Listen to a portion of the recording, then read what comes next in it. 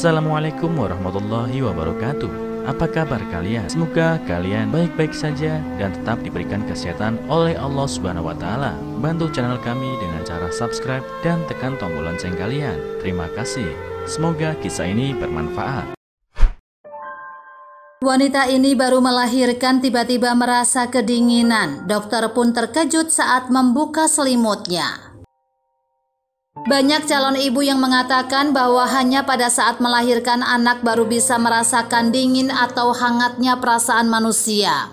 Ada ibu yang bahkan tidak berani melahirkan anak perempuan, bukan karena lebih mengutamakan anak laki-laki, tapi khawatir atau tidak tega anak perempuannya akan mengalami siksaan seperti dirinya saat melahirkan anak kelak. Seperti misalnya yang dialami Lolan, yang sekarang merasakan apa yang disebut dengan dinginnya sikap manusia.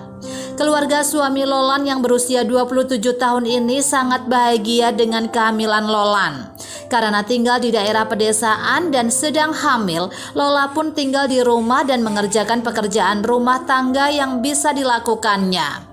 Terkadang saat mertuanya ke ladang, Lolan yang memasak di rumah, sementara suaminya bekerja di luar daerah dan jarang pulang.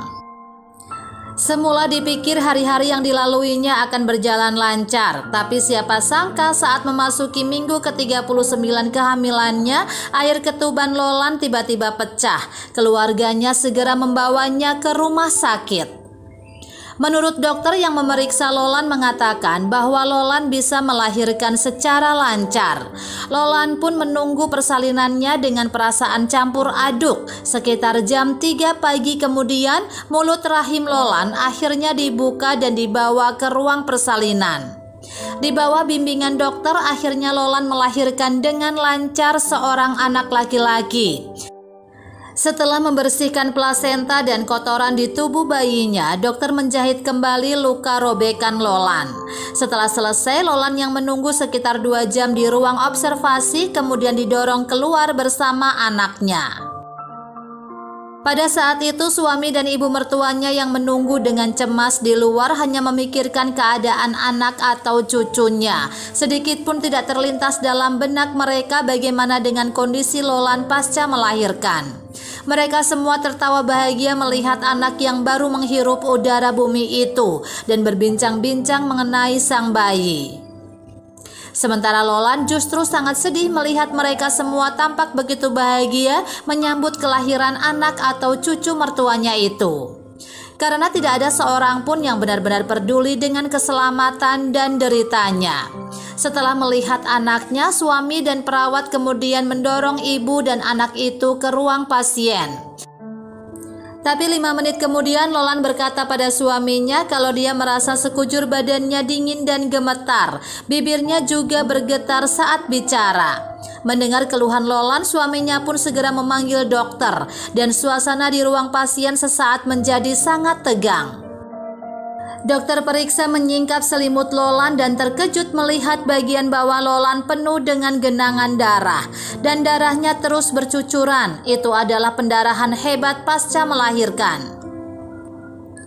Tim dokter segera melakukan upaya penyelamatan darurat dan akhirnya menemukan titik pendarahannya, kemudian segera melakukan transfusi darah pada Lolan.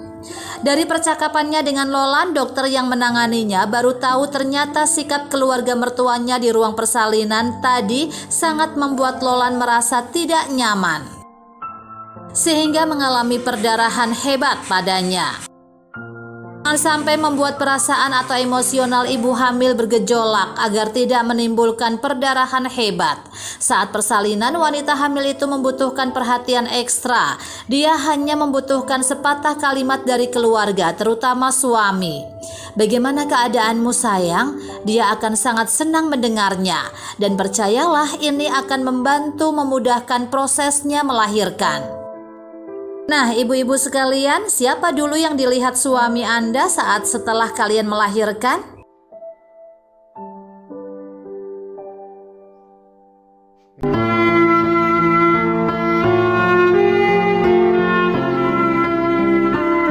Assalamualaikum warahmatullahi wabarakatuh. Apa kabar kalian? Semoga kalian baik-baik saja dan tetap diberikan kesehatan oleh Allah Subhanahu wa taala. Bantu channel kami dengan cara subscribe dan tekan tombol lonceng kalian. Terima kasih.